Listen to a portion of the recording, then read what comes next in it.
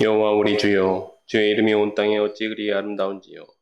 주의 영광이 하늘을 덮었나이다. 주의 제적으로 말미암아 어린아이들과 젖먹이들의 입으로 권능을 세우시며 이는 원수들과 보복자들을 잠잠하게 하려 하심이니이다. 아멘. 다 함께 일어나셔서 묵도하심으로 5월 넷째 주 주일 낮 예배 하나님께 올려드리도록 하겠습니다.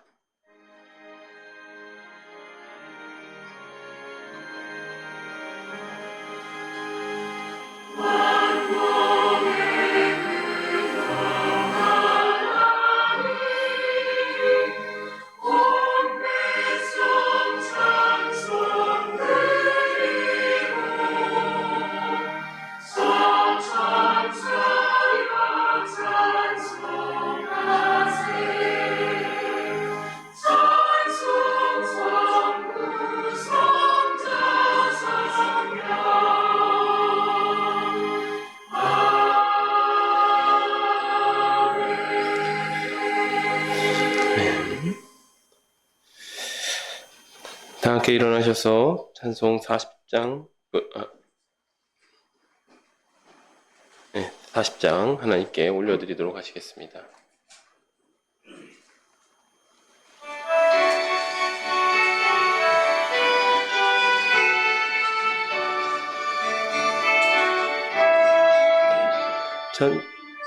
으로 보답할 수 없는 큰 사랑 주님께 영광 할렐루야. 형제 자매 모두 함께 모여 찬송해 주님께 영광 할렐루야. 하나님의 자녀여 크게 찬송 부르며 밝고 거룩한 길로 기쁨으로 나아가 주의 보좌 앞으로 속히 들어가겠네. 주님께 영광 할렐루야. 우리 받은 주님 은혜 한량 없도다. 주님께 영광 할렐루야. 찬송 부르면서 천국 가겠네. 주님께 영광 할렐루야. 하나님의 자녀여 크게 찬송 부르며 밝고 거룩한 길로 기쁨으로 나아가 주의 보좌 앞으로 속히 들어가겠네. 주님께 영광 할렐루야. 후에 우리 모두 주를 보겠네. 주님께 영광 할렐루야. 영광스러운 보좌 위에 거룩하신 주 주님께 영광 할렐루야. 하나님의 자녀여 크게 찬송 부르며 밝고 거룩한 길로 기쁨으로 나아가 주의 보좌 앞으로 속히 들어가겠네. 주님께 영광 할렐루야. 백성 천국에서 소리 높여서 주님께 영광 할렐루야. 영원토록 주의 공로 찬양하겠네.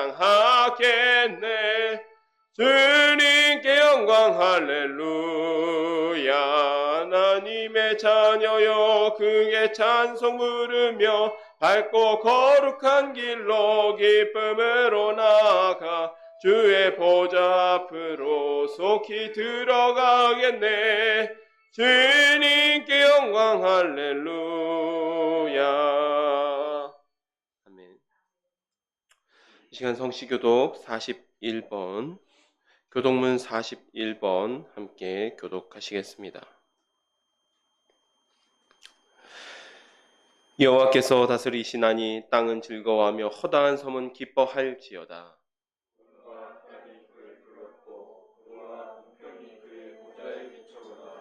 불이 그의 앞에서 나와 사방의 대적들을 불사르시는도다. 산들이 여호와의 앞 곧 온 땅이 주의 앞에서 밀랍같이 녹았도다.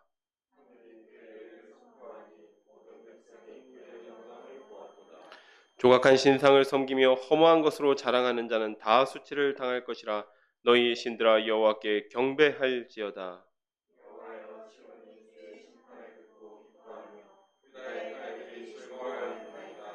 여호와여 주는 온 땅 위에 지존하시고 모든 신들보다 위에 계시니이다.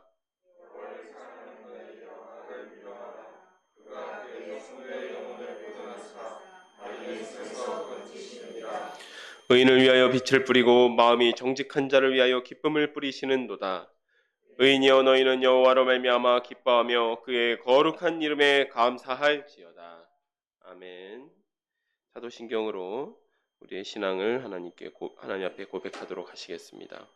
전능하사 천지를 만드신 하나님 아버지를 내가 믿사오며 그 외아들 우리 주 예수 그리스도를 믿사오니 이는 성령으로 잉태하사 동정녀 마리아에게 나시고 본디오 빌라도에게 고난을 받으사 십자가에 못 박혀 죽으시고 장사한 지 사흘 만에 죽은 자 가운데서 다시 살아나시며 하늘에 오르사 전능하신 하나님 우편에 앉아 계시다가 저리로서 산자와 죽은 자를 심판하러 오시리라. 성령을 믿사오며 거룩한 공회와 성도가 서로 교통하는 것과 죄를 사하여 주시는 것과 몸이 다시 사는 것과 영원히 사는 것을 믿사옵나이다. 아멘. 자리에 앉아주시기 바랍니다. 찬송 344장 함께 찬송하시겠습니다.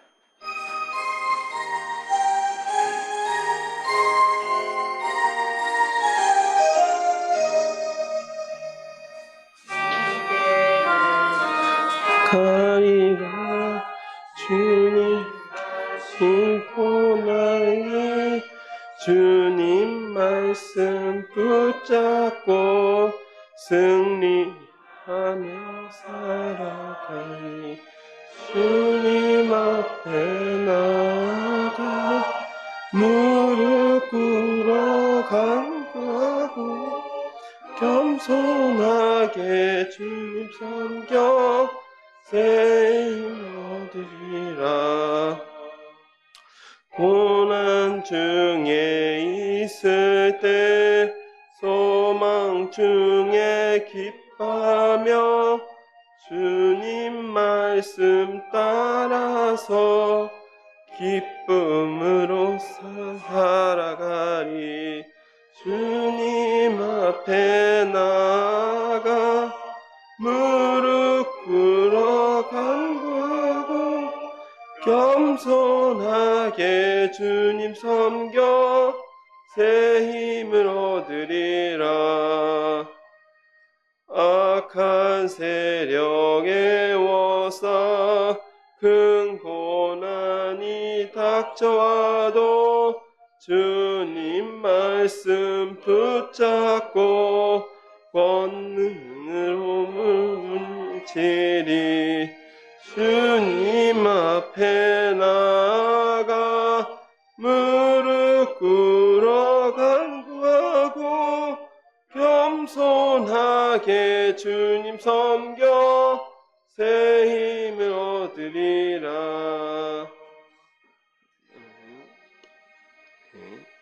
이 시간 박예빈 간사님 나오셔서 우리를 대표해서 기도 인도해 주시겠습니다.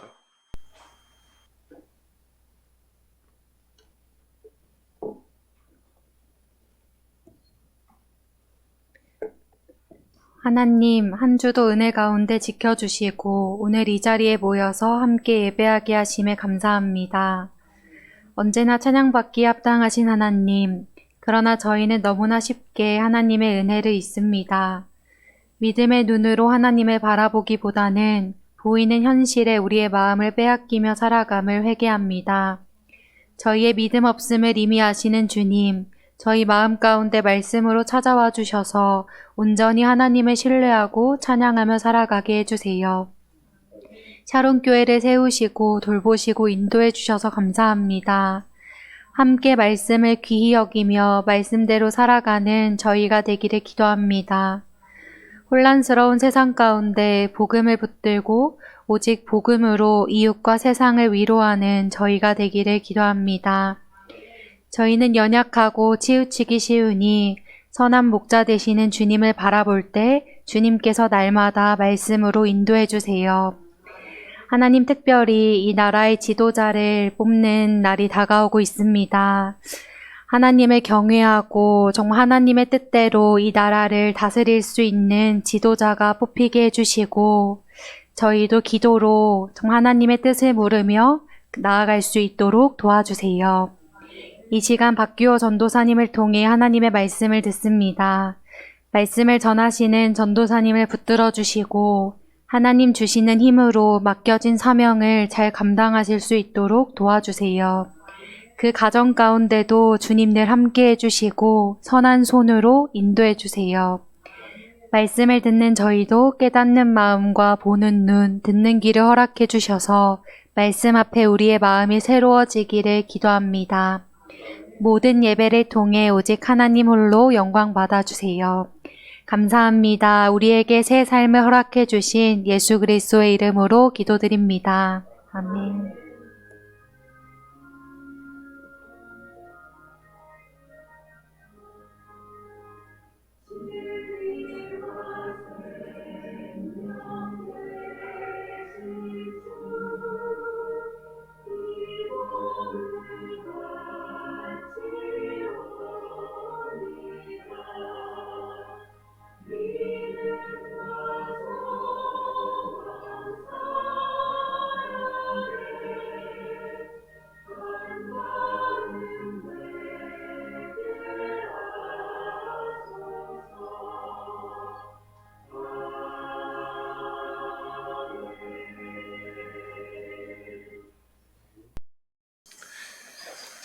이 시간 우리에게 주신 하나님의 말씀은 다니엘서 9장 20절에서 27절 말씀입니다. 다니엘서 9장 20절에서 27절 말씀입니다. 구약성경 1250페이지에 있습니다.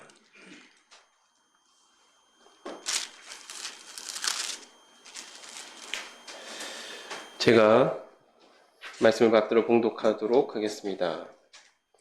내가 이같이 말하여 기도하며 내 죄와 내 백성 이스라엘의 죄를 자복하고 내 하나님의 거룩한 산을 위하여 내 하나님 여호와 앞에 간구할 때 곧 내가 기도할 때에 이전의 환상 중에 본 그 사람 가브리엘이 빨리 날아서 저녁 제사를 드릴 때 즈음에 내게 이르더니 내게 가르치며 내게 말하여 이르되 다니엘아 내가 이제 내게 지혜와 총명을 주려고 왔느니라. 곧 내가 기도를 시작할 즈음에 명령이 내렸으므로 이제 내게 알리러 왔느니라. 너는 크게 은총을 입은 자라. 그런즉 너는 이 일을 생각하고 그 환상을 깨달을지니라. 내 백성과 내 거룩한 성을 위하여 이른 이래를 기한으로 정하였나니 허물이 그치며 죄가 끝나며 죄악이 용서되며 영원한 의가 드러나며 환상과 예언이 응하며 또 지극히 거룩한 이가 기름 부음을 받으리라. 그러므로 너는 깨달아 알지니라. 예루살렘을 진건하라는 영이 날 때부터 기름 부음을 받은 자 곧 왕이 일어나기까지 이런 7이레와 62이레가 지날 것이요 그 곤란한 동안에 성이 중건되어 광장과 거리가 세워질 것이며 62이레 후에 기름 부음을 받은 자가 끊어져 없어질 것이며 장차 한 왕의 백성이 와서 그 성읍과 성소를 무너뜨리려니와 그의 마지막은 홍수에 휩쓸림 같을 것이며 또 끝까지 전쟁이 있으리니 황폐할 것이 작정되었느니라. 그가 장차 많은 사람들과 더불어 한 이레 동안의 언약을 굳게 맺고 그가 그 일의 절반에 제사와 날개에 의지하여 설 것이며 또 이미 정한 종말까지 진노가 황폐하게 하는 자에게 쏟아지리라 하였느니라 하니라. 아멘. 제가 기도하고 말씀을 듣도록 하겠습니다. 하나님 아버지 참으로 감사드립니다. 오늘도 이렇게 귀한 날 주시고 저희로 예배 자리에 불러주시니 감사드립니다. 주님께 예배하며 또 주님께서 전해주시는 주님께서 우리에게 들려주시는 말씀을 듣고자 합니다. 깨닫는 마음을 주시고 이 말씀 가운데 주님의 올바른 뜻이 드러나게 하여 주시옵소서. 예수님의 이름으로 기도드렸습니다. 아멘. 지난주에는 저희가 메대 총리로 발탁된 다니엘이 이 정적들에게 참소를 당해서 위기에 빠지는 모습을 보았습니다. 다니엘의 정적들은 다니엘이 일과 행실에 문제를 삼을 것이 없으니까 그의 신앙을 걸고 넘어지죠. 다니엘도 그들의 수작을 굉장히 잘 알고 있었습니다. 그 왕 외에는 우리 기도하지 말자라고 하는 법령이 반포된 이후부터 그 위기, 그들의 수작, 정치적인 의도를 잘 알고 있었지만 믿음을 지켰고 사자굴에 던져집니다. 그러나 하나님의 천사가 그를 구원해 주지요. 이 사건은 삼정의 금신상 사건과 굉장히 유사하다라고 말씀드렸습니다. 바벨론이나 메대에서도 언제나 동일하게 신실한 자를 구원하시며 보호하시는 하나님을 증거하고 있습니다. 이 다니엘서 후반부 7장부터는 다니엘이 그 본 환상의 내용들, 또 다니엘의 기도의 응답들이 나옵니다. 앞으로 일어날 역사적 사건에 대해서 계시하는 내용입니다.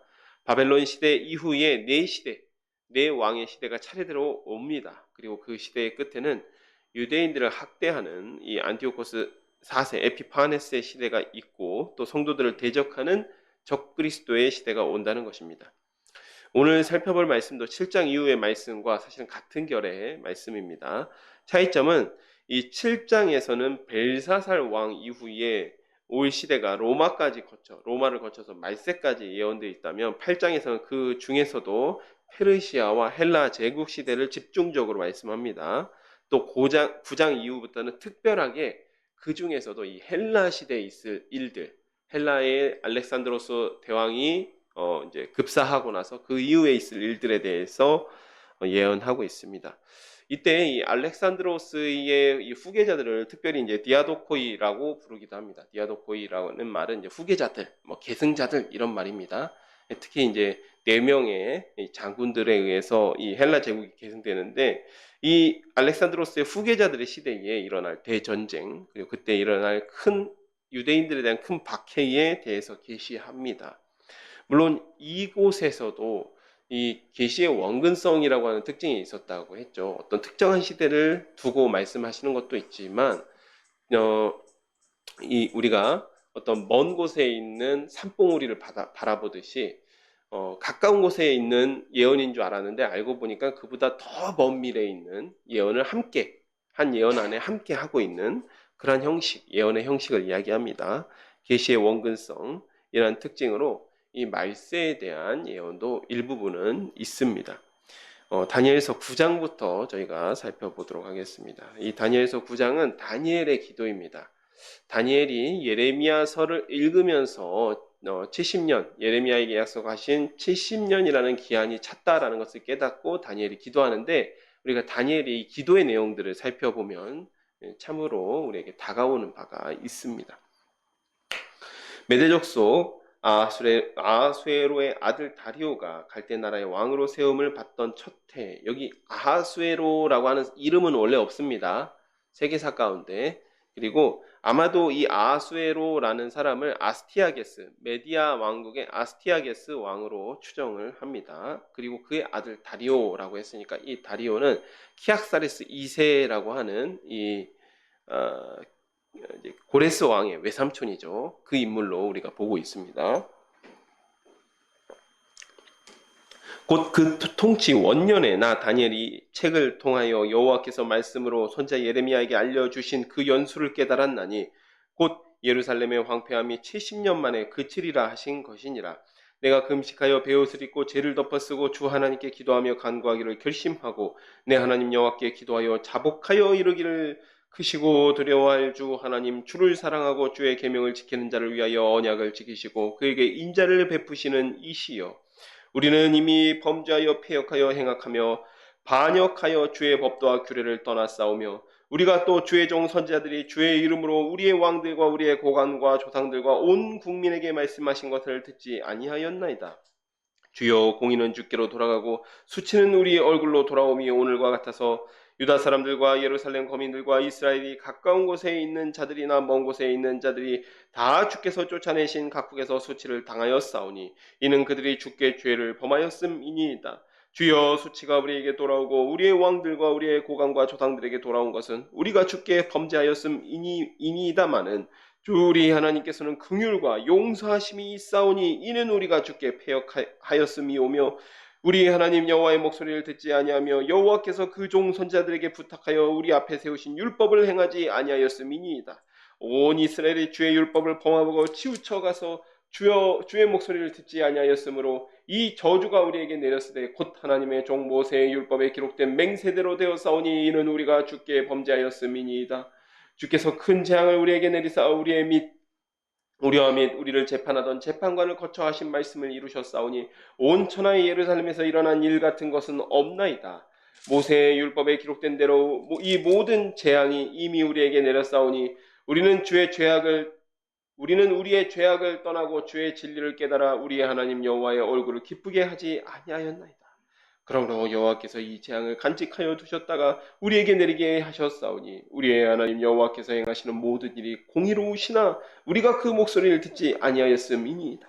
강한 손으로 주의 백성을 애굽 땅에서 인도하여 내시고 오늘과 같이 명성을 얻으신 우리 주 하나님이여 우리는 범죄하여 악을 행하였나이다. 주여 고아옵나니 주는 주의 공의를 따라 주의 분노를 주의 성 예루살렘 주의 거룩한 산에서 떠나게 하옵소서. 이는 우리의 죄와 우리 조상들의 죄악으로 말미암아 예루살렘과 주의 백성이 사면에 있는 자들에게 수치를 당함이니이다. 그러온즉 우리 하나님이여 지금 주의 종의 기도와 간구를 들으시고 주를 위하여 주의 얼굴빛을 주의 황폐한 성소에 비추시옵소서. 나의 하나님이여 귀를 기울여 들으시며 눈을 떠서 우리의 황폐한 상황과 주의 이름으로 일컫는 성을 보옵소서. 우리가 주 앞에 간구하옵는 것은 우리의 공의를 의지하는 것이 아니요 주의 큰 긍휼을 의지하려 함이니이다. 주여 들으소서. 주여 용서하소서. 주여 귀를 기울이시고 행하소서. 지체하지 마옵소서. 나의 하나님이여 주 자신을 위하여 하시옵소서. 이는 주의 성과 주의 백성이 주의 이름으로 일컬은 바 됨이니이다. 아멘. 이 9장은 6장의 사자굴 사건이 있었을 때와 같은 해로 보입니다. 다리오 왕이 메대 나라를 얻었을 때로 보이죠. 다니엘서 5장 31절에 벨사살의 죽임을 당하고 메대 다리오가 바벨론 나라를 얻게 됩니다.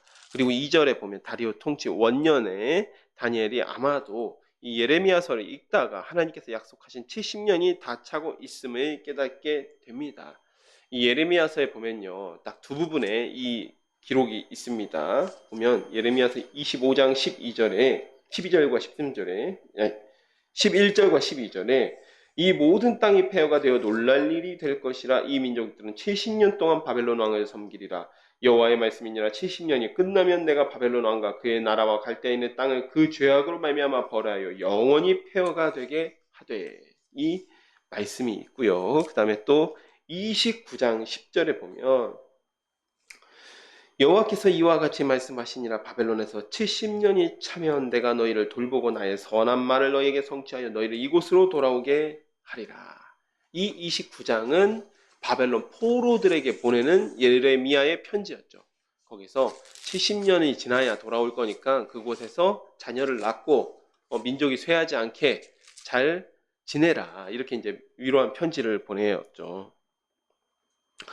다리오 왕 원년은 정확하게 다니엘이 포로로 잡혀온 시점부터 70년이 지난 시점은 아닙니다.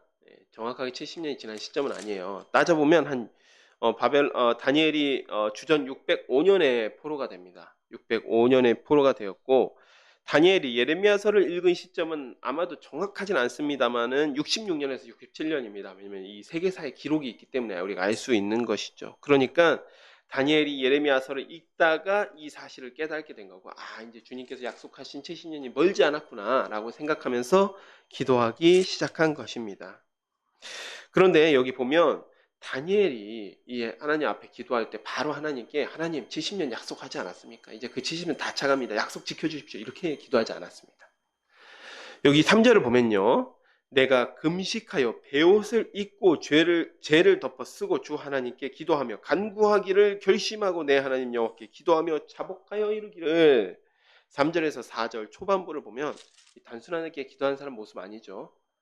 전통적으로 이거 회개하는 사람의 모습입니다. 이스라엘에서 전통적으로 회개하는 사람의 모습이죠. 그러니까 회개하는 사람의 모습으로 70년이 다 차간다라는 그 말씀을 읽고서는 회개 기도를 지금 하고 있는 겁니다. 다니엘이. 그래서 4절 하반절부터 다니엘의 기도의 내용이 모조리 다 회개에 대한 내용입니다. 모조리 다 회개에 대한 내용이에요. 하나님 약속 지켜주십시오. 제발 포로에서 돌려주십시오. 언제까지 우리를 기다리게 하실 것입니까? 이런 말이 안 나오죠. 주를 사랑하고 주의 계명을 지키는 자를 위하여 언약을 지키시고 그에게 인자를 베푸시는 이여, 이렇게 이야기하고 있는데, 이 말은 4절 초반부에 나온 이 말, 이 4절에 나온 하반절에 나오는 이 말은 다니엘이 하나님을 이렇게 부르고 있어요. 저희가 이제 종종 말씀드렸지만 항상 이 하나님에 대한 호칭, 또 하나님께서 사람을 부르는 호칭이 중요할 때가 있다고 했죠. 이 말씀은, 이 내용은 다니엘이 1장부터 6장까지 다니엘이 직접 경험한 하나님의 모습이죠. 하나님의 속성이었습니다. 언약을 주를 사랑하고 주의 계명을 지키는 자를 위하여 언약을 지키시고 그에게 인자를 베푸시느니, 이게 다니엘이 경험한 하나님이었다는 것이죠. 그래서 이렇게 그가 하나님의 모습을 말씀하고 있는 것을 알 수 있습니다. 5절부터는 회개의 내용입니다. 율법을 어기고 선지자들 말을 듣지 않았음을 회개합니다. 11절과 13절, 모세의 율법에 기록된 대로 재앙이 내렸다라고 하는 이 부분이 있죠. 이 이야기는 다니엘이 보았을 때, 자신들의 역사를 되돌아보았을 때 하나님이 갑자기 화가 나셔서 감정대로 이스라엘을 처리하신 게 아니라는 겁니다. 그것이 아니라 하나님의 이 징계와 징벌, 이스라엘을 향한 징계와 징벌조차도 하나님의 언약의 일부라는 거예요. 지금 그걸 이야기하고 있습니다. 여러분, 아마 이스라엘이 가나안 정복 전쟁을 할 때에 여리고성과 아이성 전투를 승리한 후에 에발산과 그리심산에서 맹세한 장면을 기억하실 것입니다. 이때 복과 저주를 선포하거든요. 복과 저주를 선포합니다. 그리심산에서는 율법을 지킬 때 받을 축복을 선포하고 에발산에서는 율법을 지키지 않았을 때 받는 저주를 선포합니다. 그리고 백성들이 아멘으로 화답하지요. 여호수아가 모세의 율법이 복과 저주의 말씀을 모두 낭독한 후에 이스라엘 백성 아멘으로 화답합니다. 이 사건을 통하여서 하나님과 이스라엘 백성 사이에 복과 저주의 언약이 맺어진 겁니다. 이를테면 계약서를 쓴 것이죠. 이렇게 하면 내가 너에게 내 말을 잘 듣고 내 말에 순종하면 내가 너에게 축복할 것이다. 그렇지 않으면 이런 저주가 임할 것이다 했더니 이스라엘 백성들이 아멘으로 거기에 언약을 맺었다라는 것입니다. 다니엘 시대에 이스라엘 백성들이 겪어야 되는 고난조차 하나님의 언약 안에 있었던 일을 하나님께서 공평무사하게 공의로서 행하신 것임을 고백하고 있습니다. 그러니까 이스라엘 백성이 할 말이 있을까요? 없을까요? 없죠. 계약대로, 언약대로 처리한 것이지 않습니까? 그렇기 때문에 14절에 우리의 하나님 여호와께서 행하시는 모든 일이 공의로우시나 우리가 그의 목소리를 듣지 아니하였음이니이다. 모든 책임, 모든 잘못은 우리에게 있습니다. 라고 말할 수밖에 없겠죠.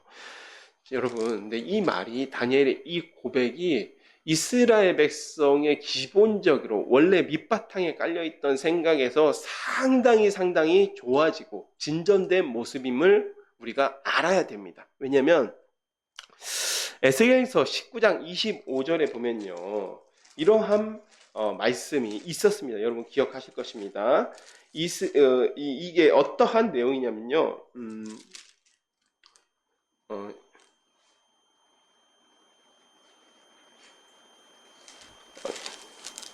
죄송합니다. 에스겔서 19장 25절이 아니고 18장 25절. 18장 25절에 아버지가 신포도를 먹었으므로 그의 아들이 이가시다 라고 이야기하니까 하나님께서 그 속담을 사용하지 못하게끔 에스겔 선지자를 통하여서 말씀하시죠. 그런데 그 말씀을 듣고도 이스라엘 백성의 반응이 25절에 그런데 너희는 이르기를 주의 길이 공평하지 아니하다 하는도다. 이스라엘 족속아 들을지어다. 내 길이 어찌 공평하지 아니하냐. 너희 길이 공평하지 아니한 것이 아니냐. 이렇게 불평하고 있다는 거죠. 하나님께서 에스겔 선지자를 통해서 어떻게 그게 너희 조상들의 죄 때문만 이겠냐, 너희들도 죄가 많지 않냐 라고 설명해 주었어요. 그랬더니 우리 이스라엘 백성들의 반응이 그건 건 나는 모르겠고 어쨌든 하나님 불공평하시다 이렇게 항의했다라는 것이죠. 그런데 여기 보면 다니엘의 말씀이 그게 아니고 하나님 모든 것이 우리의 죄입니다. 하나님은 공평무사하시고 공의로우신 하나님이십니다 라고 기도하고 있습니다. 이스라엘 백성들이 바벨론 포로 생활을 통하여서, 물론 다니엘이라는 인물이 상당히 신실한 인물이긴 했지만 바벨론 포로 생활을 통하여서 많이 배우고 또 달라졌다라고 하는 부분을 알 수 있는 부분이죠. 이스라엘 백성이 하나님과 언약을 맺었고 하나님은 언약에 따라서 저주를 내리신 것이기 때문에, 그렇다면 이제 어떻게 하겠습니까? 용서를 구할 때 오로지 하나님의 자비와 긍휼에 의지할 수밖에 없는 것이죠. 하나님께서는 약속대로 처리하신 것이잖아요. 그러니까 오직 하나님의 자비와 긍휼에만 의지하여서 용서를 구하고 있습니다. 언약한 당사자가 불쌍히 여겨주는 것, 하나님께서 긍휼하게 여기시는 것밖에는 이제는 의지할 데가 없습니다. 그래서 18절, 우리가 주 앞에 간구하옵는 것은 우리의 공의를 의지하는 것이 아니요 우리가 뭘 잘해서가 아닙니다. 주의 큰 긍휼을 의지하려 함이니이다. 다니엘의 말은 이스라엘 백성이 하나님께 내세울 만한 공로가 있어서가 아니라 오직 하나님께서 자기 백성을 불쌍히 여기시는 그 마음을 기대하며 나아간다라고 솔직하게 고백하고 있습니다. 이러한 영적 원리는 지금도 사실 그대로 이어지고 있는 것이죠. 우리가 하나님의 말씀을 사모하고 경건한 삶을 산다라고 할지라도 착각하지 말아야 되는 것이 있다라면 우리의 공의로 하나님 앞에 나아가는 것이 아니라는 것이죠. 하나님, 우리가 무엇을 잘해서가 아니라 오직 주님의 긍휼을 의지하여서 나아갈 뿐입니다 라고 우리도 고백해야 되는 것입니다. 그래서 그리스도의 십자가의 보혈을 의지해서만 나아가는 것임을 잊지 않으시기를 축복합니다. 하나님께서는 다니엘의 기도, 이와 같은 기도에 20절부터 응답하십니다. 그런데 다니엘이 여기 20절 내용을 자세히, 오늘 본문 말씀을 자세히 살펴보면요, 다니엘이 직접 구하고 있는 내용과 약간 다른 이야기를 하고 계세요. 약간 다른 이야기. 하나님께서 만약에 직접적으로 이 말씀에 응답하신다면 어떤 응답을 하셨어야 될까요? 알았다.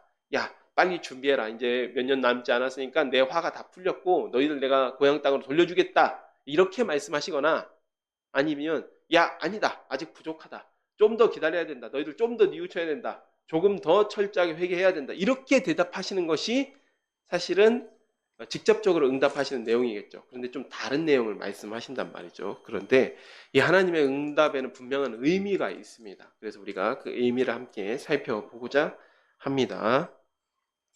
20절부터 27절 말씀을 한번 읽어봤기 때문에 조금 빠르게 읽도록 하겠습니다. 내가 이같이 말하여 기도하며 내 죄와 내 백성 이스라엘 죄를 자복하고 내 하나님의 거룩한 산을 위하여 내 하나님 여호와 앞에 간구할 때에, 곧 내가 기도할 때에 이전 환산 중에 본 그 사람 가브리엘이 빨리 날아서 저녁 제사를 드릴 때 즈음에 내게 이르더니 내게 가르치며 내게 말하여 이르되, 다니엘아, 내가 이제 내게 지혜와 총명을 주려고 왔느니라. 곧 내가 기도를 시작할 즈음에 명령이 내렸으므로 이제 내게 알리러 왔느니라. 너는 크게 은총을 입은 자라. 그런즉 너는 이 일을 생각하고 그 환상을 깨달을지니라. 내 백성과 내 거룩한 성을 위하여 이른 이래를 기한으로 정하였나니 허물이 그치며 죄가 끝나며 죄악이 용서되며 영원한 의가 드러나며 환상과 예언이 응하며 또 지극히 거룩한 이가 기름 부음을 받으리라. 그러므로 너는 깨달아 알지니라. 예루살렘을 증건하라는 영이 날 때부터 기름 부음을 받은 자 곧 왕이 일어나기까지 7이레와 62이레가 지날 것이요 그 곤란한 동안에 성이 중건되어 광장과 거리가 세워질 것이며 62일의 후에 기름 부음을 받은 자가 끊어져 없어질 것이며 장차 한 왕이 백성이 와서 그 성읍과 성소를 무너뜨리려니와 그 마지막은 홍수에 휩쓸림 같을 것이며 또 끝까지 전쟁이 있으리니 황폐할 것이 작정되었느니라. 그가 장차 많은 사람들과 더불어 한 일해 동안에 언약을 굳게 맺고 그가 그 일의 절반에 제사와 예물을 금지할 것이며 또 포악하여 가증한 것이 날개를 의지하여 설 것이며 또 이미 정한 종말까지 진노가 황폐하게 하는 자에게 쏟아지리라 하였느니라 하니라. 여기 보면 하나님께서 가브리엘 천사를 통하여서 응답하십니다. 21절에 이전의 환상 중에 본 그 사람 가브리엘이라고 말하고 있죠. 보면 8장에서 다니엘이 순양과 순염소 환상을, 가브리엘이 순양과 순염소 환상을 설명해 줄 때 다니엘에게 나타난 적이 있었습니다. 그런데 다니엘이 그때 가브리엘을 사람의 모양 같은 것이라고 기록하였어요. 그때는 8장에서는. 근데 지금 그때 본 그 사람이다 라고 기록하고 있는 것이죠. 근데 여러분, 8장의 사건이 벨사살 왕 3년에 일어났던 사건입니다. 지금으로부터 장은 한 장 바로 뒷장이지만 한 12년 정도 시간이 흐른 후거든요. 12년 정도 시간이 흐른 후인데 다니엘이 그때의 기억을 가지고 있었던 겁니다. 그리고 그때 본 사람이 나에게 지금 설명해 주러 왔다라고 이야기하고 있는 것이죠. 근데 가브리엘이 저녁 제사 드릴 때쯤 나타납니다.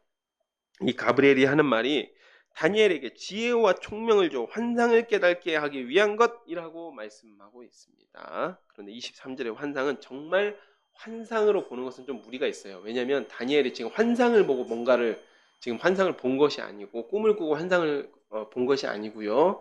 지금 기도하는 중에 가브리엘 천사가 와서 하나님의 응답을 전해주는 거거든요. 그래서 이 환상은 계시의 말씀을 깨닫게 해주는 것. 지금 이 가브리엘 천사가 전해주는 이 계시의 말씀을 깨닫게 하는 것이라고 이해하는 것이 좋을 것 같습니다. 예. 그래서 우리가 기억해야 되는 사실은 다니엘이 선자 예레미야에게 약속하신 70년이 차고 있다라는 것을 깨닫고 이스라엘의 죄를 회개하고 용서를 구하는, 하나님께 용서를 구하는 기도를 했습니다. 그런데 하나님의 응답은 야 그래 고생했다. 야 이제 70년이면 고생했다. 이제 고향으로 돌려보내주마. 라는 게 아니라 24절에 내 백성과 내 거룩한 성을 위하여 이른 이래를 기한으로 정하였다.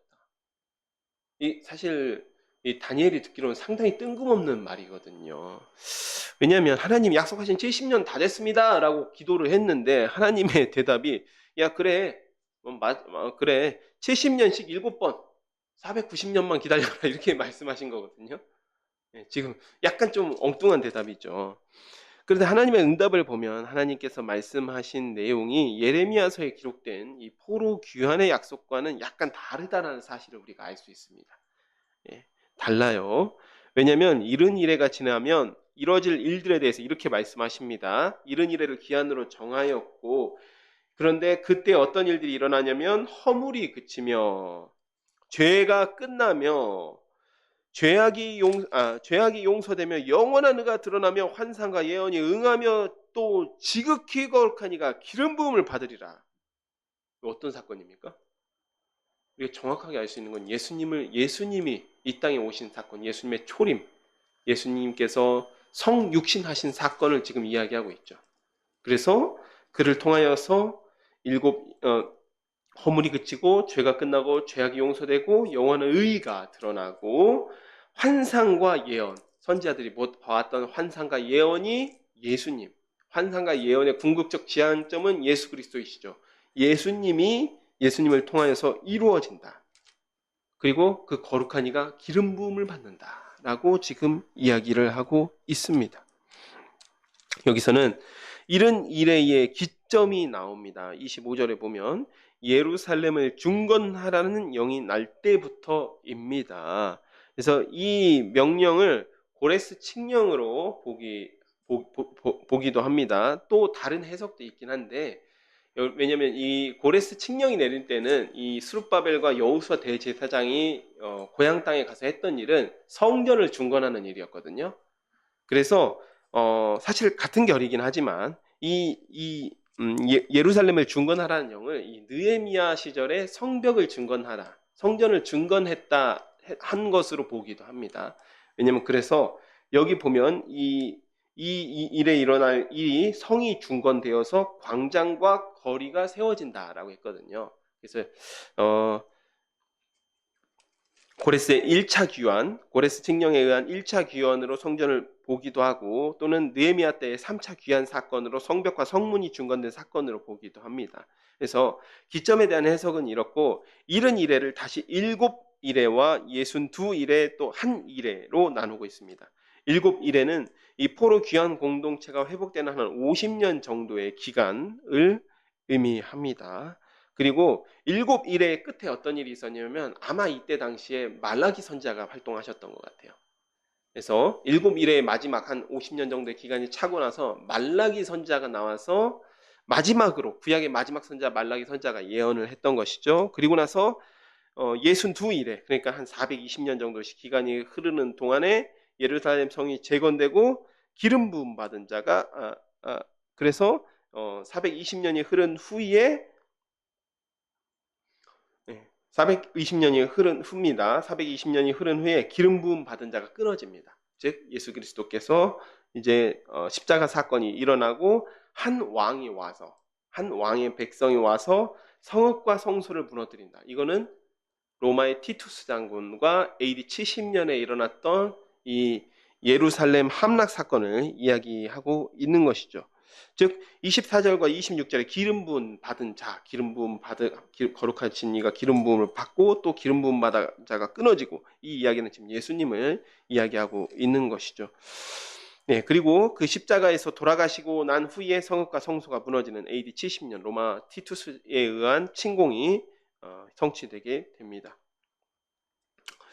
그리고 마지막 27절의 마지막 한 일에는 여기서 이 글을 기름 부음 받은 자로 이해하면 안 됩니다. 왜냐하면 여기 보면 많은 사람들과 더불어 한 일해 동안에 언약을 맺었다라고 하니까 언약하면 예수님 이렇게 이해될 수 있는데 그게 아니고 이 글은 전혀 다른 글을 이야기합니다. 그래서 이 글을 적그리스도로 보고 있습니다. 그래서 왜냐하면 이 그가 와서 하는 일을 보면요. 일의 절반이니까 3년 반이죠. 3년 반. 조금 길게 얘기하면 한때 두때 반때입니다. 그래서 그 일의 절반 동안에 제사와 예물이 금지되고 포악하여 가증한 것이 날개를 의지하여 서고 이미 정한 종말까지 진노가 황폐하는 자에게 쏟아지리라. 이렇게 말하고 있습니다. 그러니까 이 한때 둔때 반때 동안 성도들이 극심하게 핍박을 받게 됩니다. 하나님께서 다니엘의 기도에 곧바로 야 벌써 시간이 이렇게 지났니? 라고 이야기하면서 야 내가 깜빡할 뻔했다 야 금방 고향으로 돌아가게 해줄게 라고 응답하시지 않고 오히려 엄청난 지금 계시의 말씀을 주시고 있지요. 그런데 여기서 이 예레미야의 70년이 의미하는 것이 무엇이냐? 도대체 다니엘이 기도한 것은 그럼 어떻게 응답을 받은 것이냐라고 보면 하나님의 응답에서 다니엘이 구한 이스라엘 백성의 이 회복, 이스라엘 백성의 회복은 이스라엘 백성의 회복은 즉 예수 그리스도가 오시고 하나님의 거룩한 한 나라가 서기까지 스쳐 지나가는 과정인 것이죠. 그러니까 이 이스라엘 백성의 회복이 아예 언급이 돼 있지 않습니다. 언급이 돼 있지 않는 것은 아닙니다. 왜냐하면 처음에 나왔을 때에 7일회가 나오잖아요. 그 기간 동안이 이스라엘 백성이 회복되는 기간인 거예요. 그리고 62일회가 지나가고 궁극적으로 예수님이 오시고 또 마지막으로 이 말세에 있을 환란이 임하고 나서 하나님 한 나라, 완전하신 하나님 한 나라가 서게 되는 것입니다. 이렇게 보면 다니엘서 첫 부분부터 하나님께서 느부갓네살의 꿈을 통해서 말씀하신 것과 또 지금 다니엘이 한 80이 넘은 노인이 되어서 받은 계시의 말씀이 어떻습니까? 어떤 것 같습니까? 굉장히 놀랍게 같은 말씀을 하고 있으세요. 우리가 다시 한번 제가 여러 번 인용하지만 다니엘서 2장 말씀에서 느부갓네살 왕이 한 신상 꿈을 꾸죠. 거대한 신상. 머리는 금으로 돼 있고 그다음에 가슴과 팔은 은으로 돼 있고 배와 넓적다리는 노수로 되어 있고 그다음에 다리는 철로 돼 있고 쇠로 돼 있고 그다음에 쇠와 진흙으로 뒤섞인 발을 가지고 있는 그리고 손대지 아니한 돌이 와서 신상을 쳐 부시고 그 손대지 아니한 돌이 온 세상에 가득하였더라. 그 손대지 않은 돌은 하나님의 한 나라이다. 라고까지 다니엘이 자기 입을 통하여서 설명해 주었습니다. 그런데 지금 이 말씀 역시도 그 과정을 풀어서 이야기하고 있는 거라는 거죠. 즉 하나님께서는 이 다니엘서를 통해서 다니엘서 처음부터 끝까지 사실은 같은 이야기를 지금 하고 계십니다. 그 과정 가운데 이스라엘 백성에 대한 교육의 내용들도 있습니다만은 하나님께서 예비하시고 역사하시는 그 역사의 과정을 계속해서 동일하게 역사하고 다른 사건들을 통하여서 동일하게 보여주고 계십니다. 상황에 따라서 모습이 조금씩 변형되는 것은 있어도 처음부터 끝까지 완성된 계시를 주시며 하나님의 나라가 올 것임을 말씀하고 있습니다. 여기 보면 10장에서 12장 이제 내용도 사실 동일합니다. 남방왕, 북방왕 하면서 엄청 복잡한 이야기들이 나오는데 사실은 여기서 대단한 세기사에 기록된 대전쟁, 150년 전쟁이란 대전쟁에 대해서도 예언하지만 그 역시도 8장에 등장하는 순염소에 해당돼. 순연세에 보면 나중에 이 한 뿔에서 또 4개의 뿔이 나오잖아요. 그래서 이 분열된 헬라 제국의 역사를 좀 더 세밀하게 예언하고 있는 것입니다. 그래서 이 10장에서 12장을 학자들이 대예언이라고 하고 다니엘서의 마지막 예언이라고 하는데 하지만 하나님의 관심은 역시 헬라 제국에 머무르지 않아요. 헬라 제국 너머에 올 하나님의 나라에 임하고 있습니다. 자, 그래서 우리가 10장부터 함께 살펴보도록 하겠습니다. 바사왕 10장부터 12장까지는 같은 한 예언이에요. 한 예언이고 이 다니엘이 본 한 환상을 이야기하고 있습니다. 그런데 여기 10장의 내용은 그 도입부입니다. 그 환상의 내용의 도입부에 해당되는 내용입니다. 바사왕 고레스 제3년에 한 일이 벨드사살이라 이름한 다니엘에게 나타났는데 그 일이 참되니 곧 큰 전쟁에 관한 것이라. 다니엘이 그 일을 분명히 알았고 그 환상을 깨달았느니라. 그때 나 다니엘이 세 일에 동안 슬퍼하며 세 일에가 차기까지 좋은 떡을 먹지 아니하며 고기와 포도주를 입에 대지 아니하며 또 기름을 바르지 아니하니라. 첫째 달 24일에 내가 hit대겔이라 하는 큰 강가에 있었는데 그때 내가 눈을 들어 바라본즉 한 사람이 세마포 옷을 입었고 허리에는 우바스 순금띠를 띠었더라. 또 그의 몸은 황옥 같고 그의 얼굴은 번갯빛 같고 그의 눈은 횃불 같고 그의 팔과 발은 빛난 녹 같고 그의 말소는 무리의 소리 같더라. 이 환상을 나 다니엘이 홀로 보았고 나와 함께한 사람들은 이 환상은 보지 못하였어도 그들이 크게 떨며 도망하여 숨었느니라.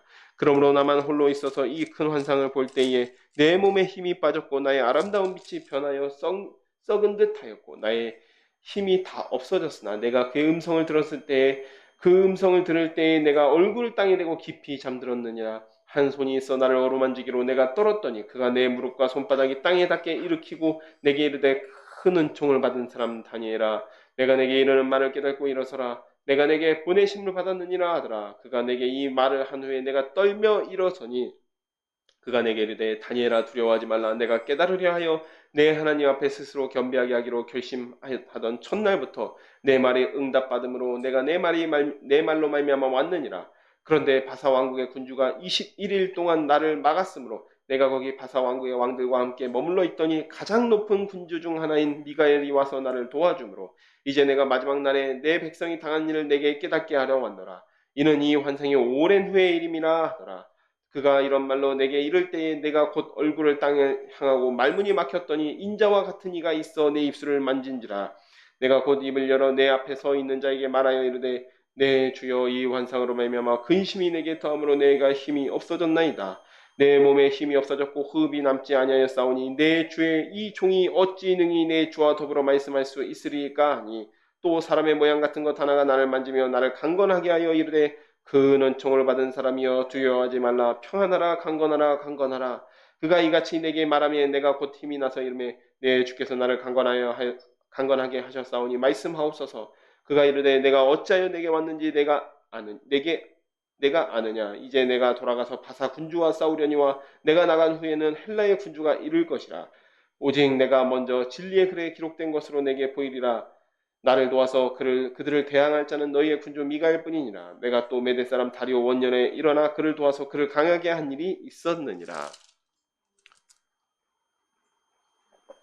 1절 보면 바사왕 코레스 3년에 다니엘이 150년 전쟁에 대한 환상을 봅니다. 이 150년 전쟁이라는 것은 디아도코이들 그 알렉산드로스의 계승자들끼리 열심히 이제 치고받고 한 것이죠.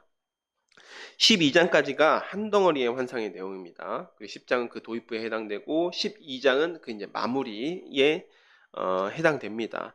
2절에서 3절은 다니엘이 환상을 보고 슬퍼서 금식한 게 아닙니다.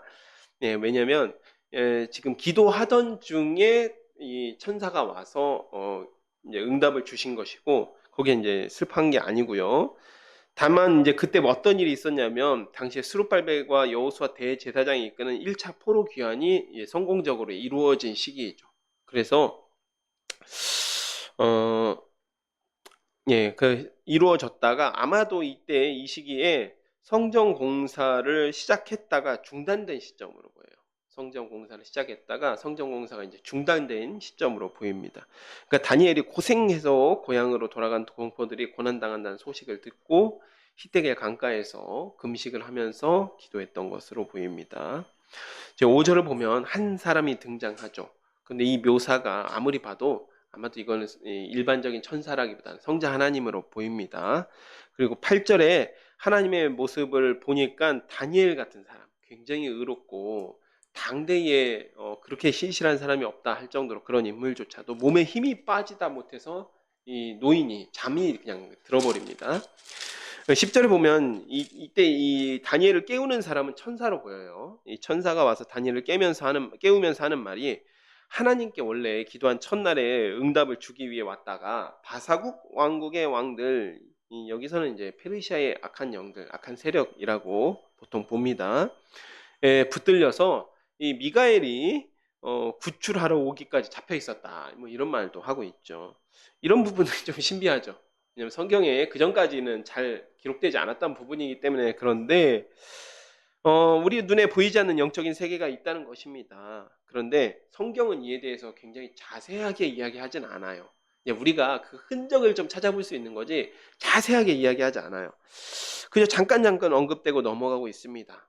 그렇다는 것은 사실 하나님께서 굳이 우리에게 이러한 내용까지 다 알리실 필요가 없었다라고 그냥 믿으시는 게 좋습니다. 유익합니다. 그런데 그렇지 않죠. 또 사람이 궁금하죠. 호기심이 일죠.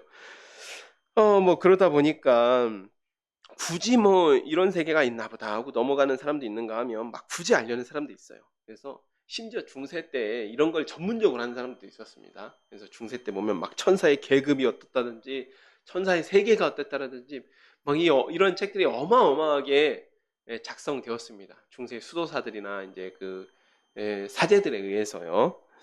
뭐 계시라든 천사론 뭐 이렇게 대단한 논하는 책들이 많이 있었습니다. 그러니까 그 대표적인 예죠. 뭐 바늘 위에 천사가 몇 명이 올라갈 수 있느니 뭐 이런 얘기가 여기서 나오는 거예요. 이제 그러자 종교 개혁자 칼빈은 어떻게 이야기하냐면 종교 개혁자 칼빈이 이제 그 기독교 강요의 천사에 대한 이야기를 합니다. 천사에 대한 이야기를 하는데 아주 짧게 이야기하고 있어요. 아주 짧게 뭐라고 이야기하냐면 천사는 하나님을 수종 들고 하나님의 자녀들을 돕는 피조물이다 하고 그냥 넘어가요.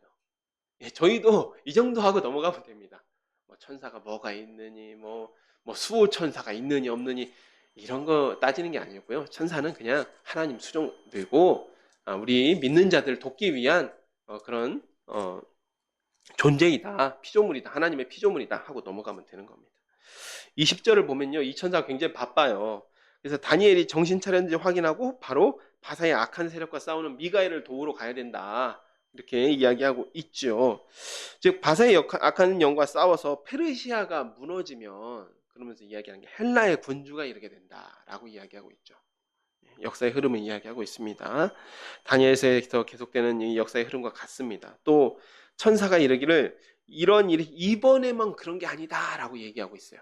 11장 1절을 보면 메데 사람 다리오 원년에도 이런 일이 있었다. 그 얘기는 무슨 얘기일까요? 메데 사람 다리오 원년. 벨사살 왕이 마지막에 죽임을 당하던 그 해죠. 그 이야기는 단순하게 역사의 흐름 가운데 패권이 바벨론에서 세계의 패권이 바벨론에서 페르시아로 옮겨진 것이 아니고 그 배후에는 하나님의 주권 그리고 그 가운데 있는 영적인 전쟁이 있었다라는 이야기입니다. 즉 이 모든 역사적 흐름도 다 하나님의 주권 하에 일어나고 있었던 일임을 이 천사가 다니엘에게 알려주고 있는 것이죠. 그래서 10장 2절부터는 본격적으로 이 헬라 군주가 이르러서 일어날 역사적 사건들에 대해서 기록되어 있습니다. 그래서 2절부터 오전 시간에는요 19절까지만 보도록 하겠습니다. 19절까지 보는데 내용이 좀 복잡합니다. 내용이 좀 복잡해요. 네. 이제 내가 참된 것을 내게 보이리라. 보라, 바사에서 또 새 왕들이 일어날 것이요. 그 후에 넷째는 그들보다 심히 부요할 것이며 그가 그 부요함으로 강하여진 후에는 모든 사람을 충동하여 헬라의 왕국을 칠 것이며 장차 한 능력 있는 왕이 일어나서 큰 권세로 다스리며 자기 마음대로 행하리라. 그러나 그가 강성할 때에 그의 나라가 갈라져 천하 사방에 나누일 것이나 그의 자손에게로 돌아가지도 아니할 것이요 또 자기가 주장하던 권세대로 되지 아니하리니 이는 그 나라가 뽑혀서 그 외에 다른 사람들에게로 돌아갈 것임이라. 남방의 왕은 강할 것이나 그 군주들 중 하나는 그보다 강하여 권세를 떨치리니 그의 권세가 심히 클 것이요 몇 해 후에 그들이 서로 단합하리니 곧 남방 왕의 딸이 북방 왕에게 가서 화친하리라. 그러나 그 공주의 힘이 쇠하고 그 왕은 서지도 못하며 권세가 없어질 뿐 아니라 그 공주와 그를 데리고 온 자와 그를 낳은 자와 그때 도와주던 자 다 버림을 당하리라. 그러나 그 공주의 본 족속에서 난 자 중에 한 사람이 왕위를 이어 권세를 받아 북방왕의 군대를 치러 와서 그 성에 들어가서 그들을 쳐서 이기고 그 신들과 부어만든 우상들과 은금의 아름다운 그릇들을 다 도략하여 애굽으로 가져갈 것이요 몇 해 동안은 그가 북방왕을 치지 아니하리라. 북방왕이 남방왕의 왕국으로 쳐들어갈 것이나 자기 본국으로 물러가리라. 그러나 그의 아들들이 전쟁을 준비하고 심히 많은 군대를 모아서 물이 넘침같이 나올 것이며 그가 또 와서 남방왕의 견고한 성까지 칠 것이며 남방왕은 크게 노하여 나와서 북방왕과 싸울 것이라.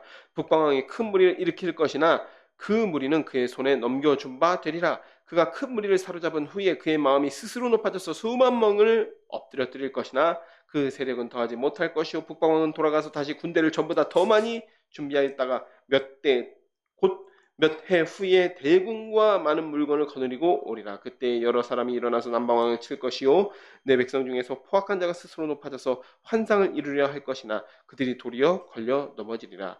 이에 북방왕은 와서 토성을 쌓고 견고한 성을 점령할 것이요 남방 군대는 그를 당할 수 없으며 또 그가 택한 군대라도 그를 당할 힘이 없을 것이므로 오직 와서 치는 자가 자기 마음대로 행하리니 그를 당할 사람이 없겠고 그는 영원한 땅에 설 것이요 그의 손에는 멸망이 있으리라. 그가 결심하고 전국의 힘을 다하여 이르렀다가 그와 화친할 것이요 또 여자의 딸을 그에게 주어 그의 나라를 망하게 하려 할 것이나 이루지 못하리니 그가 무익하리라. 그 후에 그가 그의 얼굴을 바닷가로 돌려 많이 점령할 것이나 한 장군이 나타나 그의 정복을 그치게 하고 그 수치를 그에게 돌릴 것이므로 그가 드디어 그 얼굴을 돌려 자기 땅 산성들로 상할 것이나 거쳐 넘어지고 다시는 보이지 아니하리라. 여기 보면 막 남방왕 북방왕 하니까 막 이게 한 세대에 일어난 일처럼 보이는데 사실 11장 전체가 150년 사건을 다루고 있어요. 그래서 여기 유의해야 되는 게 앞에 북방왕이라고 해서 뒤에 북방왕하고 같은 사람이 아니에요. 이 세대가 막 넘어가는 경우가 굉장히 많습니다. 그래서 좀 간략하게만 우리가 이 시간에 다 할 수 없기 때문에 간략하게만 살펴보겠습니다. 네.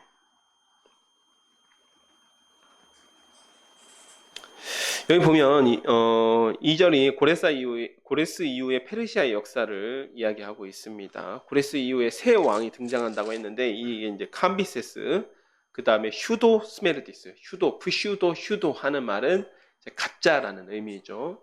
그래서 휴도 스메르디스, 다리우스 히스타페스 이 세 왕들이 일어난 후에 네 번째 왕 이제 크세르크세스라고 합니다. 우리 성경에는 아하수에로라고 번역이 돼 있어요.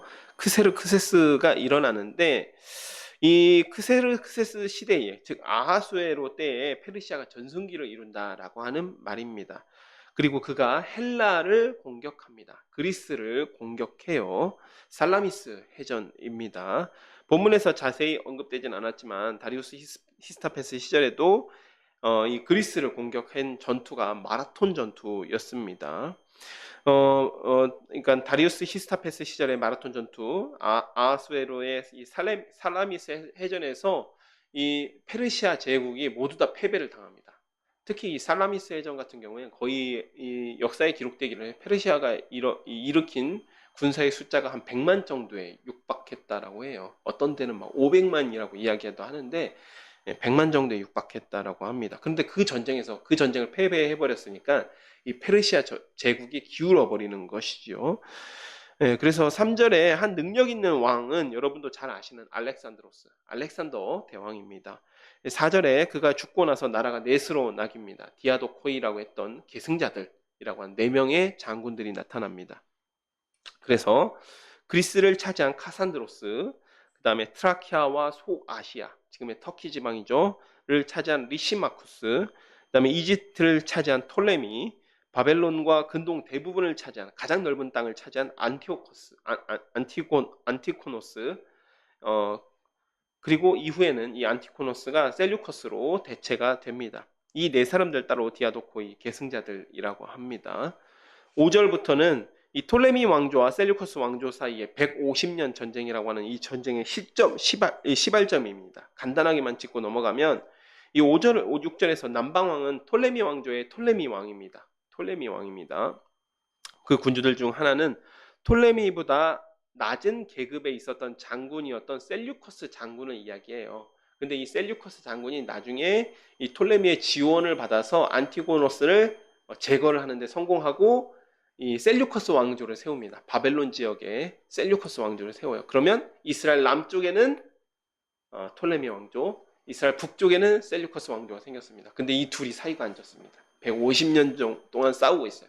그럼 이스라엘 어떻게 될까요? 남의 나라의 전쟁터가 되는 거죠. 이를테면 우리나라에도 그런 역사가 있었습니다. 청일전쟁이라고 하는 전쟁이 있었죠. 청일전쟁, 청나라와 일본 제국 사이에 전쟁이 벌어졌는데 전쟁터가 이 조선 땅이었습니다. 그런 상황이 돼버리는 것이었습니다. 그런데 이 나중에 이 셀류커스 장군이 안티고노스를 몰아내고 바벨론을 장악해서 톨레미보다 강성한 나라를 이루게 됩니다. 그러자 이 둘 사이에 사실 사이가 좀 안 좋다가 결혼 동맹을 추진하게 됩니다. 결혼 동맹을 맺게 되는데 문제는 원래 결혼 동맹의 당사자였던 셀류커스 손자가 있었는데 이미 결혼을 한 상태였어요. 그런데 이 손자를 가지고 결혼 동맹을 맺으려고 하니까 어떻겠어요? 그러니까 이혼을 합니다. 이혼을 하고 셀류커스의 공주를 아내로, 톨레미 왕조의 공주를 아내로 맞아들인 거예요. 그 내용이 이제 5절, 6절 내용입니다. 본부인하고 이혼을 하고 톨레미 공주와 결혼하는데 나중에 이 자기 할아버지였던 셀류커스가 죽자 이 사람은 어떻게 하냐면 본부인을 다시 데려옵니다. 그런데 이 본부인이 보통 여자가 아니에요. 이 라우디스라고 하는 본부인인데 상당히 표독스러웠던 것 같아요. 그래서 어떻게 하냐면 자기에게 원한을 준 사람 다 죽여버립니다. 심지어 자기 남편도 독살합니다. 자기 남편을 독살하고 당연히 자기 자리를 빼앗은 톨레미의 공주와 그 사이에 낳았던 아들까지도 다 죽여버려요. 이 내용이 그 내용입니다. 그래서 7절부터 9절은 그 사건에 복수심을 가던 톨레미 왕조의 이 3대 왕이 있었습니다. 근데 이 사람이 누구냐면 그때 죽은 공주의 오빠, 오라버니입니다. 그러니까 이 복수를 하기 위해서 전쟁을 일으켜서 심지어 안디옥까지 점령을 해버립니다. 9절의 북방왕은 이 셀리코스 2세인데 이 사람은 이 전쟁을 촉발시킨 라오니디스의 아들이었어요. 그래서 이집트를 치려고 다시 전쟁을 일으키려고 군사를 일으키지만 시리아에서 대패하고 돌아갑니다. 10절에서 19절은 이후의 전쟁을 이야기합니다. 셀류커스 2세의 아들 안티오코스 3세, 3세가 다시 전쟁을 일으켜요. 그러니까 여기 북방은 안티오코스 3세입니다. 다시 세대가 흘렀습니다. 11절 남방왕은 톨레미 3세의 아들 톨레미 4세입니다. 이 톨레미 4세가 반격을 해서 일정 부분 성과를 거두지만 안티오코스 3세가 재정비를 해서 이집트를 침략합니다. 근데 이 당시에 안티오코스 4세가 병사를 하게 되고 그 아들 톨레미 5세가 5살 나이로 왕위에 오릅니다. 이 전쟁에는 여러 나라가 가담해가지고 이 톨레미 왕조를 공격을 해요. 특히 이 14절 말씀이 뭐냐면 그 중에 이 톨레미 왕조를 공격하는데 가담했던 사람들 중에 유대인들이 있었어요. 근데 이 유대인들은 친셀류커스파, 그러니까 친바벨론파라고 봐도 되는데 그 유대인들이 있었는데 여기에 톨레미 왕조를 치는데 가담했다가 문제는 뭐겠어요? 나중에 셀류커스 군대가 떠나고 나면 보복을 당한 겁니다. 톨레미 왕조에 보복을 당했어요. 그러나 결국은 안티오코스 3세가 톨레미 5세를 완전히 압도하게 되고 16절 영화로운 땅, 즉 예루살렘도 안티오코스 3세의 손에 떨어지게 됩니다. 그래서 이 이후부터는 예루살렘이 셀류커스 왕조의 지배하에 일종의 영향력 하에 들어가게 되는 것입니다. 그 내용이 이제 14절 내용, 15절 내용이 이러한 내용들입니다. 이때 안티오코스가 한 계략을 쓰는데 자기 딸을 톨레미 5세에게 주어서 어린 왕, 톨레미가 5살의 왕이 되었다고 했잖아요. 그러니까 어린 왕을 배후에서 조종을 하려고 해요. 자기 딸을 주면 내 딸이니까 가면 자기 남편을 휘어잡으면 이제 톨레미 왕조까지도 내 거다. 이렇게 이제 계략을 세운 거죠. 근데 한 가지 재미있는 점이 시집간 딸이 아버지를 배신합니다. 아버지를 배신하고 남편 편을 들어요. 남편 편을 들어가지고 아버지를 대적해서 이 계략이 실패하게 됩니다. 그러니까 계략이 실패하니까 18절에 이 셀류커스 왕조가 동쪽으로 그러니까 지중해 쪽으로 눈을 돌려서 지중해 섬들을 장악해 나가는데 여기서 제동을 걸었던 인물이 하나 있는데 한 장군이라고 하는 인물이 로마의 장군입니다. 이때 당시에 로마가 한니발을 꺾어요. 한니발을 꺾고 이제 지중해를 완전히 평정한 상태였습니다. 그런데 저쪽 북쪽에서 뭐 자기들끼리 지지고 볶고 하던 이를테면 로마 입장에선 변방이죠. 변방의 한 왕이 자꾸 동쪽으로 슬금슬금 오니까 딱 가서 제지를 합니다. 그리고 나서 안티오코스 3세가 그때부터 로마의 영향권 아래 들어가서 로마에게 조공을 바치기 시작합니다. 이때 장군이 로마의 스키피오 장군이라고 해요. 근데 이 장군은 보통 스키피오 장군 하면 한니발을 꺾었던 장군이 스키피오 장군이거든요. 그런데 이 스키피오는 스키피오 아프리카누스라고 하는 아프리카의 정복자라고 하는 그 장군이 있고 그 사람의 동생입니다. 그러니까 명문가, 스키피오 명문가의 이 장군이 안티오코스 3세의 확장을 막고 셀류커스 왕조를 압박하기 시작합니다. 근데 이 사건을 제가 구구절절하게 이렇게 길게 이야기하는 이유는 이러한 역사적인 배경이 예루살렘이 셀류커스 왕조의 영향권 아래에 들어가고 나중에 셀류커스 왕조의 이 확장이 로마에 의해서 결국 제지가 돼요. 그러자 이 20절부터 예언되는 안티오코스 4세 에피파네스 최악의 왕입니다. 이 사람이 예루살렘에서 벌이는 어떤 그런 미친 짓들의 배경이 되는 사건이기 때문입니다. 이렇게 해서 이러한 배경을 해서 예루살렘은 셀류커스 왕조의 손에 떨어지게 되고 그리고 결국 그 가운데 이제 오후에 살펴볼 여러 가지 일들로 인해서 엄청난 대박해가 안티오코스 4세 에피파네스의 손에서 예루살렘에서 벌어지게 됩니다. 오전 시간에는 여기까지 살펴보고자 합니다. 다니엘의 마지막을 향해서 달려가고 있는데 다니엘서를 보면 놀라운 통일성을 가진 말씀을 전하고 있습니다. 그리고 여기 이 11장 내용 때문에 이 성경의 비평주의 학자들이라고 이야기하는 흔히 이제 자유주의 학자들이라고 하는 사람들이 이거 다니엘서 11장 이거 말이 안 된다. 어떻게 이렇게 정확하게 쓸 수가 있냐. 그래서 이거는 아니 다니엘 예언 이게 아니고 그거 믿을 수 없고 어떤 사람이 한 2세기쯤의 사람이 이 모든 일들을 다 역사적 사건을 다 겪은 사람들이 그게 아니고 다니엘을 사칭해서 다니엘서 뒷부분에 이거 끼워 넣은 거다. 이렇게 이야기해요. 소설이다. 소설은 아니고 다니엘의 이름을 빌려서 이렇게 쓴 거고 이 뒷부분에 있는 내용들은 소설이다. 자기가 지어낸 거다. 이렇게 이야기합니다. 참 신기하죠. 못 믿을 이유도 다양하죠. 너무 정확해서 못 믿겠대. 너무 정확하니까 이거 못 믿겠다. 어떻게 예언이 이렇게 정확할 수 있냐. 참 놀라운 거는 사람은 안 믿을 만한 이유를 여러 찾는 것 같습니다. 그런데 거기에 대해서 참 재밌게 제가 반박해 볼 수 있는 사실은 이 다니엘서의 11장에 보면요. 또 뿐만 아니라 다니엘서 예언 중에는 정확하게 해석되지 않는 부분도 있어요. 정확하게 이게 에피파네스일까? 아닌가? 이게 적그리스도인가? 하면서 지금도 학자들 간에 논쟁이 되는 부분이 있거든요. 또 에피파네스라고 보기에는 맞지 않는 부분들이 있어요. 그 어떤 역사적 사실로 맞지 않는 부분들이 있어요. 그럼 이거 적그리스도인가 보다. 막 이렇게 해석되는 부분도 있고 한데 여러분 근데 만약에 제가 누군가 다니엘 이름을 사칭해서 제가 뭐 그런 사람이 있다 칩시다. 제가 다니엘의 이름을 사칭해서 어떤 이제 역사적인 사건을 예언처럼 끼워 넣었다고 합시다.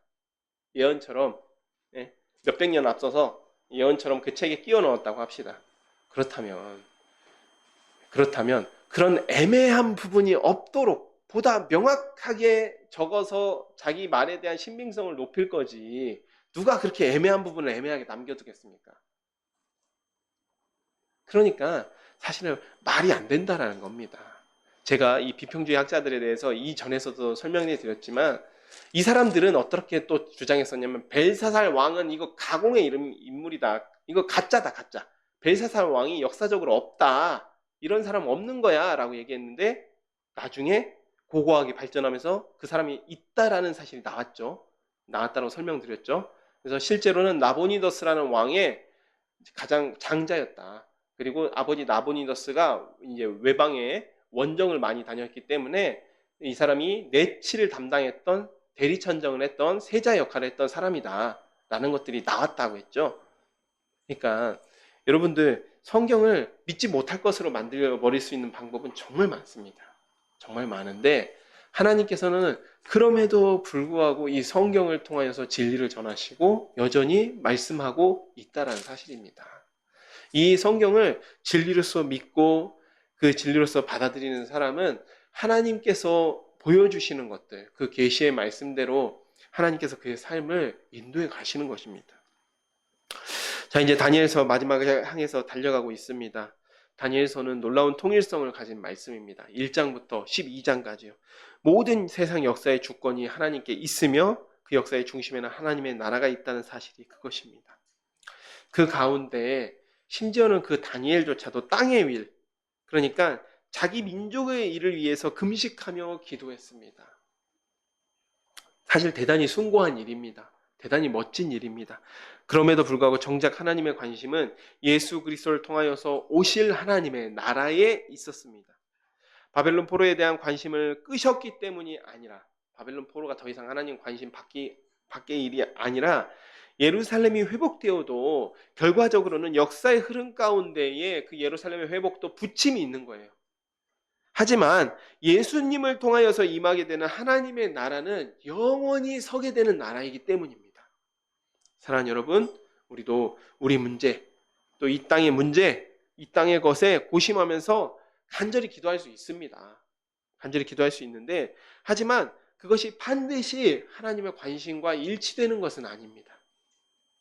지금도 하나님의 관심은 하나님 나라의 확장과 복음을 전하는 일에 있습니다.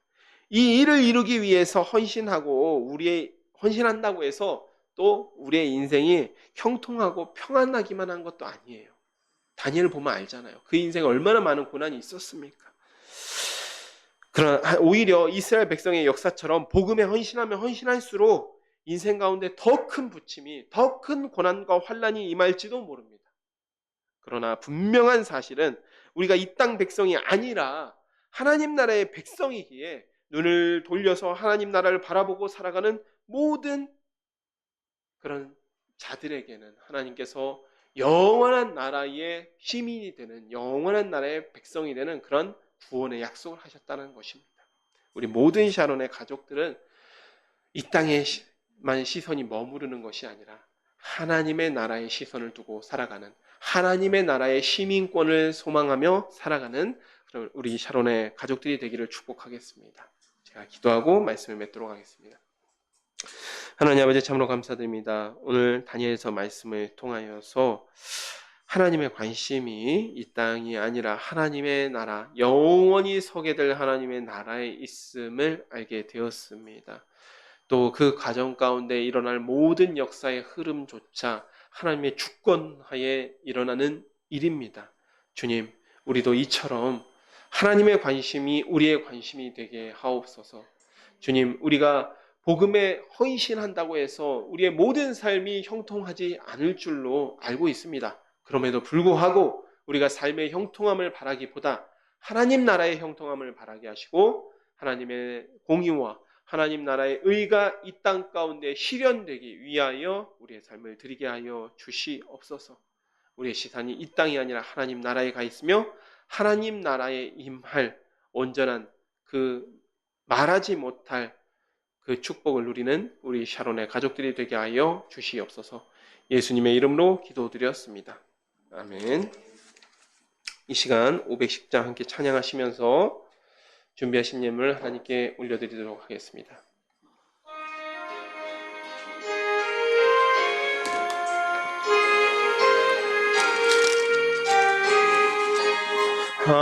하나님의 진리 등대 길이 빛나니 우리들도 등대되어 주의 사랑 비추세.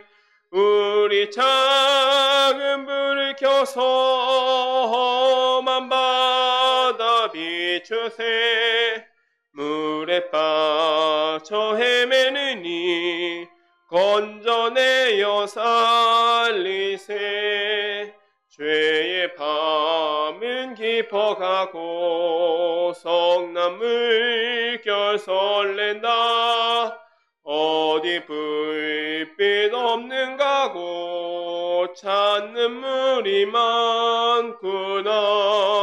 우리 작은 불을 켜서 밤바다 비추세. 물에 빠져 헤매느니 건져내어 살리세. 너의 등 등불 돋우어라. 거친 바다 비춰라. 빛을 찾아 헤매느니 생명선에 건져라.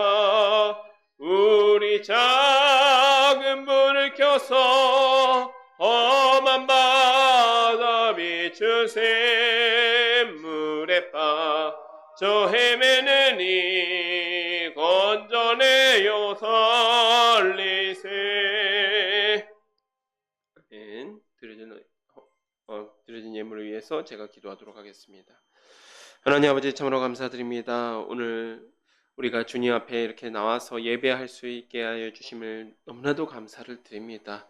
주님, 저희가 이 자리 가운데 나오면서 저희의 신앙의 고백을 물질로 표현하여 나왔습니다. 주님, 이 물질 사용되는 곳마다 하나님 나라의 복음이 전해지게 하여 주시고 또 영원히 서게 될 하나님의 한 나라가 든든히 서게 되는데 보탬이 되게 하여 주시옵소서. 감사하며 예수님의 이름으로 기도드렸습니다. 아멘. 네, 우리 샤론교회 예배에 참석한 여러분 모두를 주님의 이름으로 환영하며 하나님의 은혜와 진리가 함께 하시기를 축복합니다. 네, 우리 교회 기도 제목은 우리 주보 뒤편에 있습니다. 기도하실 때에 교회를 위해서 함께 기도해 주시면 감사하겠습니다. 이 시간 함께 일어나셔서 찬송 3장 부르시고 주기도문으로 예배를 마치도록 하겠습니다.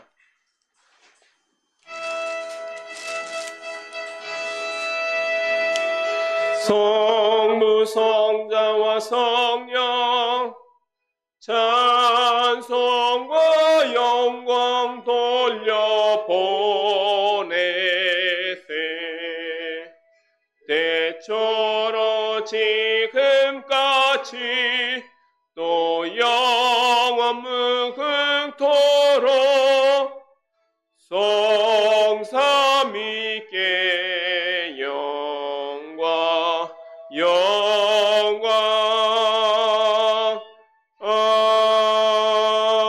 아멘. 하늘에 계신 우리 아버지여, 이름이 거룩히 여김을 받으시오며 나라가 임하시오며 뜻이 하늘에서 이루어진 것 같이 땅에서도 이루어지이다. 오늘 우리에게 일용할 양식을 주시옵고 우리가 우리에게 죄 지은 자를 사하여 준 것 같이 우리의 죄를 사하여 주시옵고 우리를 시험에 들게 하지 마시옵고 다만 악에서 구하시옵소서. 나라와 권세와 영광이 아버지께 영원히 있사옵나이다. 아멘.